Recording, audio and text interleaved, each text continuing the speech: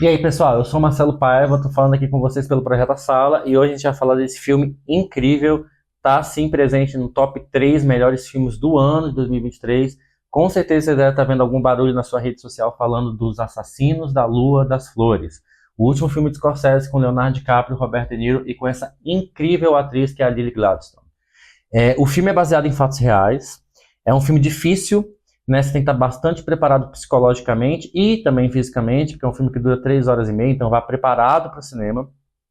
E é uma história, denúncia, de algo assustador que aconteceu na década de 20 nos Estados Unidos, que conta a história dos povos Osage, né? O povo Osage é um povo que, de forma bastante astuta, mapeou que haveria ouro preto, petróleo na região de Oklahoma, e fizeram atitudes para poder aquisitar aquele terreno, né, fazer dinheiro com aquele terreno. Então, se passam para você a ideia de que os Osages eles encontraram sem querer o petróleo, a história não é bem por aí. E uma vez o petróleo identificado, eles conseguiram construir ali o seu nome, né, o nome do povo Osage em Oklahoma como a elite local. E o filme vai retratar essa ascensão dos Osages na região. Então ele inverte bastante a lógica, né? A gente não está falando de uma região dominada por homens brancos, em que a população indígena ela sofre e é explorada. A gente está falando sobre a exploração da população indígena, sim, mas de uma visão completamente diferente, porque nesse filme e nessa história real, os Osages, na verdade, são a elite local. E o Leonardo DiCaprio, que faz o ator Ernest, o personagem Ernest, ele vai na contramão de diversos outros personagens que o Leonardo DiCaprio vem representando no cinema, que são aqueles homens de atitude, são aqueles homens de grande personalidade. A gente está falando de um homem qualquer, diria até que um personagem pífio, né, na figura do Ernest, que é um cara que acabou de voltar da guerra e ele é acolhido pelo seu tio nessa mesma região de Oklahoma. Esse tio é o Robert De Niro, que é fantástica a atuação dele, tá? Arriscaria dizer que até melhor do que o Leonardo DiCaprio, que faz um excelente trabalho. E uma vez que Ernest chega lá na região, ele descobre muito claro que ele tem que achar uma forma de se infiltrar ali como a roda gira nessa região em que o povo Osage é o povo que detém, né, o poder, detém o petróleo. E de forma muito colocada pelo seu tio ali como uma verdade da região, ele tinha que encontrar uma forma de se infiltrar aos arredores das famílias Osage, né? E o filme é sobre isso, né? O filme é sobre como os homens brancos, numa lógica invertida, precisam se infiltrar, né, para fazer aquilo, um processo de money making em cima dessa região que era dominada pelo povo Osage. E é um filme completamente aterrorizante, né? Os fatos estão aí. É um filme que mostra como esse povo Osage foi explorado. A gente está falando de diversos assassinatos que foram acontecendo de forma suspeita e nunca foram investigados, todos de familiares da população Osage. E o filme vai contando isso quase como uma forma de te trazer para esse fato, mas sem entrar muito no que está acontecendo nessas mortes, porque é justamente o grande mistério da obra, né? A gente sabe desde o começo que tem a ver com essa infiltração dos homens brancos, e a gente vai acompanhar a jornada de um desses homens brancos, que é o Leonardo DiCaprio, que vai se casar eventualmente com a Molly, que é uma das herdeiras da família Osage, e de forma muito peculiar, as suas irmãs estão morrendo de forma muito estranha, né, de forma muito suspeita e jamais investigada.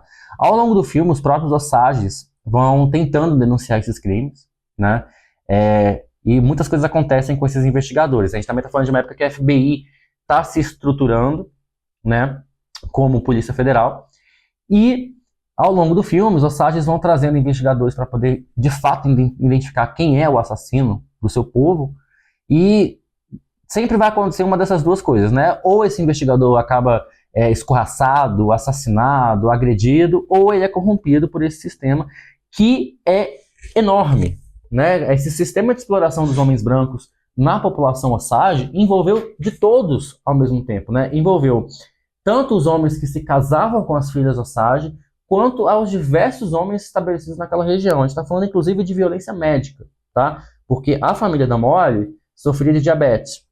E isso é um fato muito importante, que depois, ao longo do filme, vai mostrando como que o poder médico foi instrumentalizado pelos homens brancos como uma verdade absoluta pela ganância do homem branco, né? Era uma das formas, inclusive, de silenciar e de dar rumo ao golpe que os homens brancos estavam tentando fazer em cima desse povo, que é o povo Osage. Falando das atuações agora, faz muito tempo que o cinema não apresenta um vilão como o Robert De Niro apresentou, né? O tio do Ernest, que é esse cara populista, esse cara amigo do povo Osage, ao ponto de frequentar conselhos exclusivos do Osage, como um conselheiro daquela cidade, daquela região, ele se apresenta como um vilão cínico, né? Ele, na verdade, desde a primeira cena é colocado que ele é um grande mentor por trás desse esquema de exploração enorme, né? Você imagina, as pessoas estavam testemunhando os assassinatos do povo Osage e procurando a solucionar esses casos na figura de um criminoso, talvez dois criminosos. Mas a verdade era muito, muito, muito, muito, muito mais dura, né? A gente estava falando de todo um sistema de extermínio, de genocídio da população Osage, né? Das formas mais variadas possíveis, desde o crime violento, que é o crime com tiro, o crime com desovação de corpo, mas nós estamos também falando de formas de assassinato lentas, né? Principalmente das mulheres Osage. Então, todo o sistema matrimonial estava envolvido com esse golpe, o sistema médico, como eu mencionei também. E, ao longo do filme, Ernest vai se corrompendo, né? Ele primeiro é orientado a casar com a Molly, né? Para fazer parte desse esquema corrupto.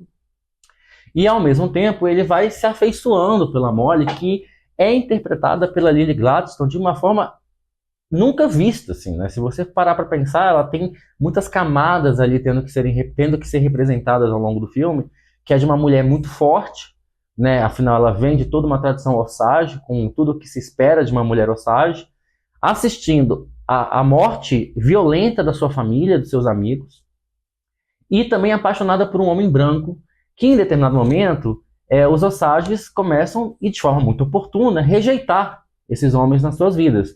E ela era casada com um deles, né? Então ela tem muitos conflitos e ela consegue transmitir todos esses conflitos, a atuação da Lily Gladstone, pelos olhares. Então, a gente sabe que transmitir um recado pelo olho nunca é fácil, mas o que ela faz é sensacional, assim. Eu acho que o tempo de tela dela é super aproveitado. Quando você vê a Lily representando a Molly, você sente uma enchente de sentimentos que te fazem conectar muito fortemente a ela. E o Scorsese sabe muito bem disso, por isso que ele tira a Molly de diversas cenas, que é para você justamente esperar e ter a vontade de vê-la novamente, né?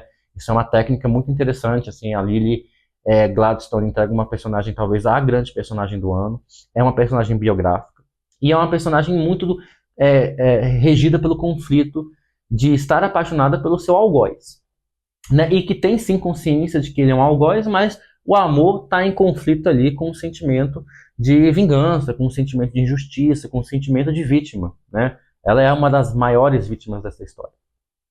E o Robert De Niro e o Leonardo DiCaprio, como dupla vilanesca desse filme, representando seres humanos horríveis que existiram na vida real, eles dão conta de passar esse recado por meio da retórica do cinismo, né? O filme inteiro eles são cínicos, né? O filme inteiro o Robert De Niro, que é o grande mentor por trás disso, se apresenta como o melhor amigo do povo Osage, né? Então a gente vai vendo outras formas de violência que se perpetuaram nos Estados Unidos da década de 20 para frente, assim, que duram até hoje, que é essa falsa honestidade, né? essa falsa relação entre o homem branco e o povo indígena.